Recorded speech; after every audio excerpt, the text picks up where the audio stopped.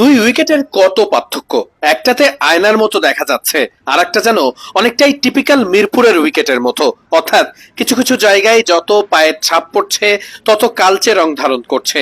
Bowling space থেকে শুরু করে ব্যাটিং এর জায়গাটাতেও মিরপুরের মতোই। এই বলটাই দেখুন কতখানি টার্ন করেছে।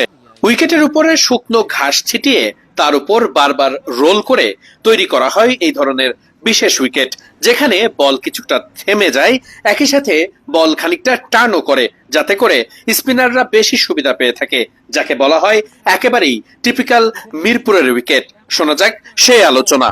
ঠিক আমরা যেমনটা দেখছিলাম যে মিরপুর শেরেবাংলা জাতীয় স্টেডিয়ামের উইকেট, আর এই পেছনে রংপুরের যে উইকেট আমরা দেখছি, উইকেট নিয়ে কিন্তু কাজকর্ম চলছে এবং এই উইকেটের কিন্তু একটা বড় ধরনের পার্থক্য ছিল।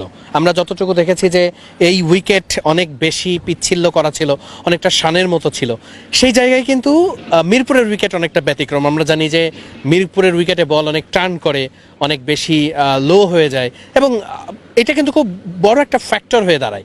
এবং এলিমিনেটর রাউন্ডে তো এখন আসলে বাঁচামালার লড়াই, প্রত্যেকটা ম্যাচই রংপুরকে জিততে হবে, টানা হয়তো বা তাদেরকে প্রত্যেকটা ম্যাচই জিতে যেতে হবে, তাছাড়া আসলে টুর্নামেন্টের এই জায়গাটাতে তাদের টিকে থাকার কোনো সুযোগ নেই। যে দলটা প্রথম থেকে আসলে চ্যাম্পিয়ন হওয়ার জন্য খেলছিল এবং প্রত্যেকটা ম্যাচ তারা জেতা শুরু করেছিল, তারা শেষের দিকে এতটাই ছন্দপতন হয়েছে এবং এই জায়গাটাতে আসলে প্র্যাকটিসের ক্ষেত্রে তারা একটা খুব ভালো অবস্থান নিয়েছে, যে তারা অনেকটা মিরপুর ধাঁচের উইকেট এখানে আজকে আমরা দেখেছি যে তারা তৈরি করেছে।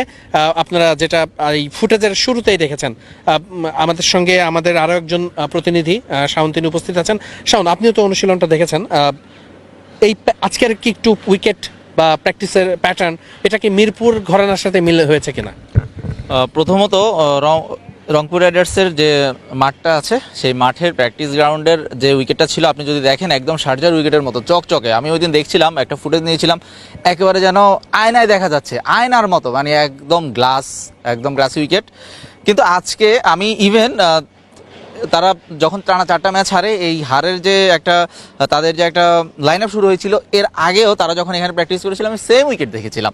কিন্তু আজকের উইকেট দেখে আমি একেবারেই অবাক যে ওরা রাতারাতি বা এক সপ্তাহের ব্যবধানে পুরো উইকেটটাই চেঞ্জ করে ফেলেছে। কারণ রংপুর দেখেছে তারা এখানে প্র্যাকটিস করে যখন তারা মিরপুরে যাচ্ছে তারা খাবি খেয়ে যাচ্ছে। তারা যখন এখানে ওদের আগের যে উইকেট ছিল এবং সিলেটের উইকেট কাছাকাছি, রান হয় অনেক, স্পোর্টিং উইকেট চট্টগ্রামেও সেম।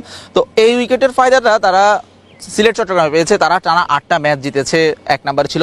কিন্তু যখনই কি তারা মিরপুরে ফেরার পর থেকে তারা রাজশাহীর সাথে 2টা ম্যাচ হারলো, তারা খুলনার সাথে হারলো, অর্থাৎ তারা হারতেই আছে। তারা বরিশালের মতো দলকে যেখানে ব্যাক টু ব্যাক 2টা ম্যাচ হারাচ্ছে, তারা এখানে এসে রাজশাহী বা অন্যান্য দলগুলোর সাথে হেরে যাচ্ছে। মানে একেবারেই যাচ্ছে তাই অবস্থা। যে দলটা 1 নাম্বারে ছিল তারা এখন এলিমিনেটর খেলতে হবে 3-এ।